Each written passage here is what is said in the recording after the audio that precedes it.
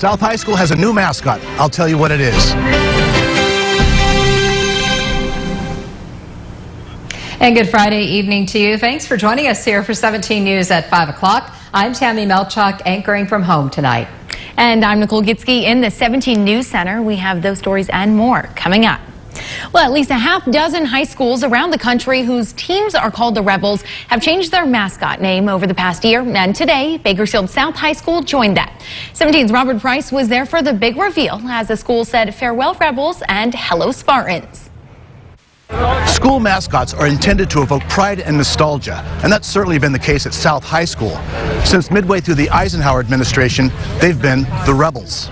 For several decades, that mascot name has unabashedly come with the full regalia of Confederate symbolism, from the stars and bars to a cute cartoon CSA soldier. There's nothing cute about what the Confederacy evokes today, however, 300 years of enslavement, Jim Crow, and lingering racism. South High finally, formally stepped away from that Friday afternoon when a mascot naming committee announced the fruits of its months-long labor. Goodbye, Rebels. Ladies and gentlemen, give it up for...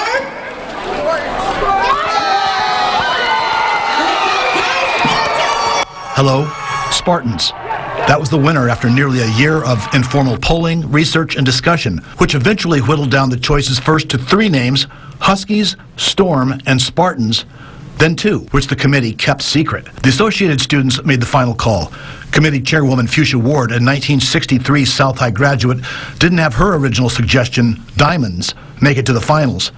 But she was emotional about finally banning the Rebels. I get emotional because, this has been my life, and to be a part of creating a new legacy for the students, giving them an opportunity to not have to deal with the old and to focus on the new, it's heartwarming. South High Principal Connie Grumling made the decision last year that the Rebels mascot had to go, and a new tradition started with something less polarizing. We are not trying to take away the positives that people had when they went to school here.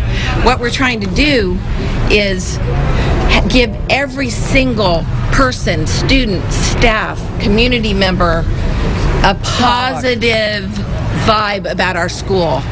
We are going to be Spartans United, a place of unity, acceptance, and support. I just made that up. That was kind of good. Yeah.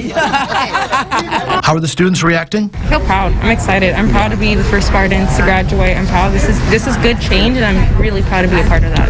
We had pretty strong rallies. The Rebels do it right, but the tradition, some traditions need to change. South High joins at least a half dozen schools around the country, from North Carolina to Texas to Michigan, that have dropped their Rebel mascots in recognition of this era of civil rights awakening.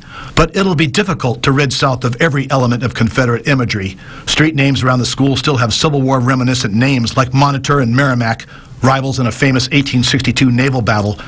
And the elementary school that feeds into South is called Plantation. But South High embarks on a new era today, the era of the Spartans, even if it is, at least on the surface, purely symbolic. The lesson on campus at South High today: symbols matter. At South High School, Robert Price, 17 News. That's the subject of tonight's 17's interactive feedback poll. We are asking